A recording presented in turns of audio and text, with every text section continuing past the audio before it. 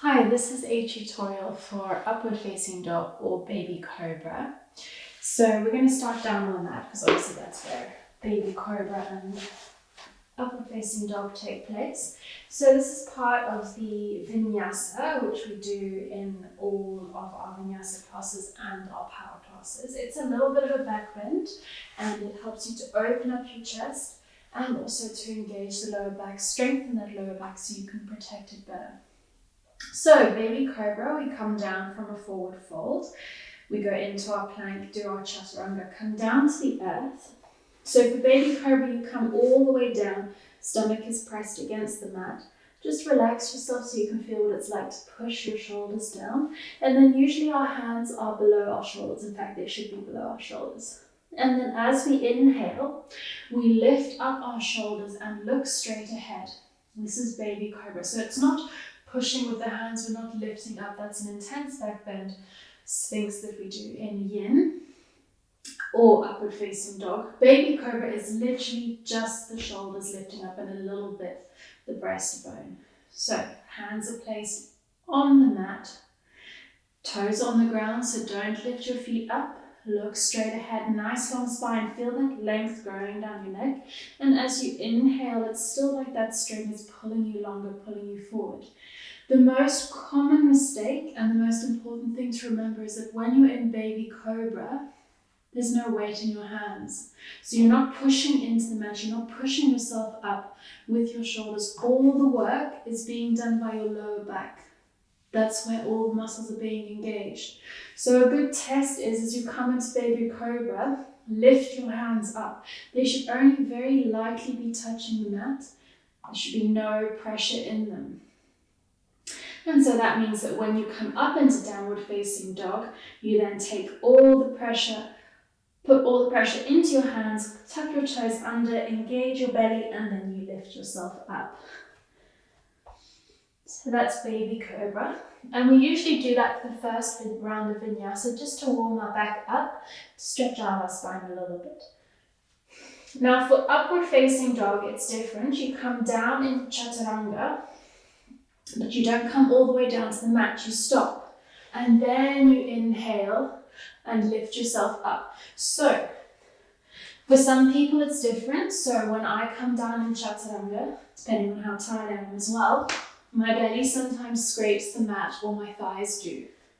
But for some people, when they come down, they come straight down, inhale, lift up, and nothing touches the mat.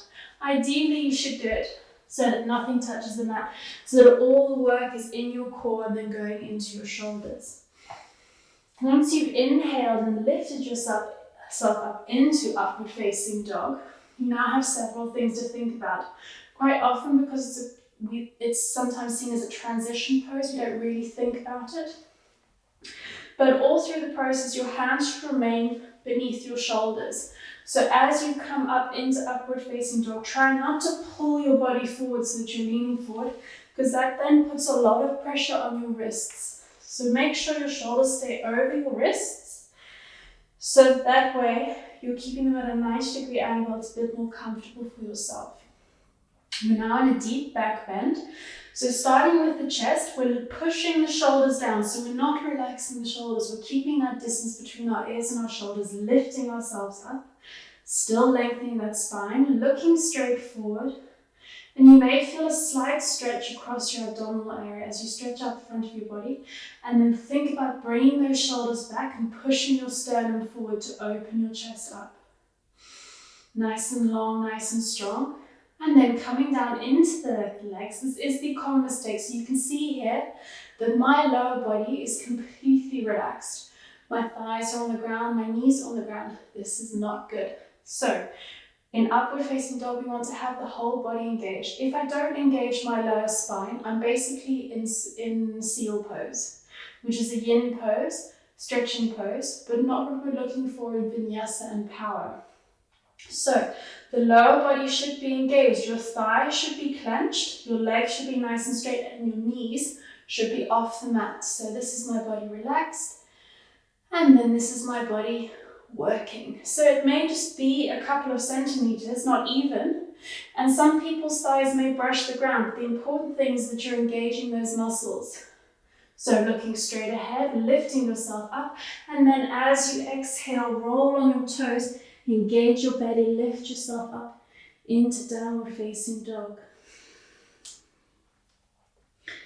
So that is how to do cobra pose and upward facing dog.